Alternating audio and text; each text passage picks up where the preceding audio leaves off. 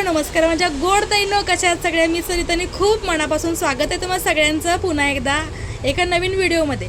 ही साडी माझ्या हातात पाहताय, ही गुढीपाडव्यासाठी तयार केलेली साडी आहे आणि मला वाटत होतं ही ऑर्गेन्झा साडी आहे. क्लायंट न्यायला आलेत, त्यांना म्हटलं ऑर्गेन्झा साडीचा कलर खूप सुंदर दिसतो, त्यामुळे नाही माझी साडी कोरा बनारसी आहे. तर साडीचं नाव आहे कोरा बनारसी आणि खरंच बनारसी साडीची जी बॉर्डर आहे ती याला आहे खूप सुंदर, नाजूक आणि खूप अशी उठून दिसणारी छान अशी ही बॉर्डर आहे. याचं नक्षीकाम पण खूप सुंदर आहे आणि हा ह्याचा ब्लाऊज आहे.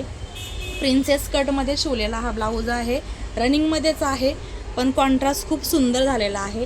आणि ह्या क्लायंट ब्लाऊज घ्यायला आलेले आहेत, त्या ताईंनी ट्राय केलेला आहे, त्यांच्याकडून त्यांचा रिव्ह्यू आपण जाणून घेऊया की तुम्हाला आपलं काम कसं वाटलं. किंवा त्यांना म्हणजे ब्लाऊज आवडतात, आपले खूप कमी शिवतात पण छान चॉईस आहे त्यांची. सो त्यांच्याकडूनच आपण आता ऐकूया. ह्या ताई ब्लाऊज खरंच खूप सुंदर शिवतात. गेले मी 4-5 वर्षातनं माझे सहसा एखाद्या वर्षी एक ब्लाऊज असतो, 6 महिने वर्षातून एकच असतो, पण मी इथे ह्यांच्याशिवाय दुसरीकडे कुठे शिवत नाही. कारण ते लांबून येतात. आणि फिटिंग वगैरे अगदी म्हणजे त्यांना सांगावी लागत नाही की बाबा थोडं लूज झालाय किंवा टाईट झालाय, अगदी परफेक्ट शिवतात त्या.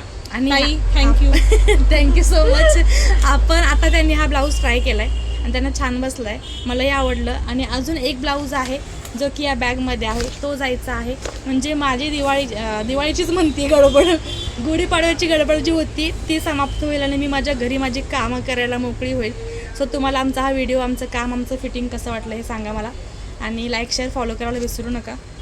इंस्टाग्रामला फॉलो आणि यूट्यूबला सबस्क्राईब करा. Bye bye.